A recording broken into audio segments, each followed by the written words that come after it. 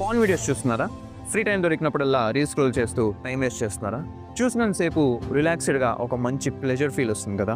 దీనికి రీజన్ ఏంటంటే డోపమైన్. అసలు ఈ డోపమైన్ అంటే ఏంటి, ఇది మన లైఫ్లో ఎలాంటి రోల్ ప్లే చేస్తుంది అండ్ ఇది మనల్ని ఎలా ఎఫెక్ట్ చేస్తుంది అన్నది ఈ వీడియోలో తెలుసుకుందాం. సో ఈ డోపమైన్ అనేది ఒక న్యూరో ట్రాన్స్మిటర్. ఇది మన బాడీలో ఒక మెసెంజర్ లాగా వర్క్ అవుతుంది.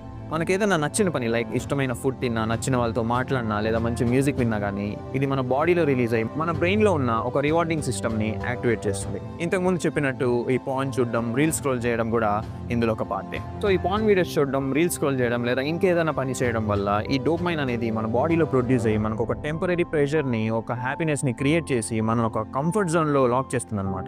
సో మనం ఈ హార్మోన్ ఎఫెక్ట్ వల్ల మనకు నచ్చకపోయినా కానీ రిపీటెడ్గా కొన్ని వర్క్స్ని చేస్తూనే ఉంటాం. మనం ఇలాంటి పనుల్ని అవాయిడ్ చేసి మనకి ఉపయోగపడేలా అండ్ మనల్ని డెవలప్ చేసే విధంగా కొన్ని పనులు చేస్తూ కూడా ఈ హార్మోన్ యొక్క ప్లెజర్ని, ఆ యొక్క హ్యాపీనెస్ని మనం పొందవచ్చు. అండ్ అవేంటో నేను మీకు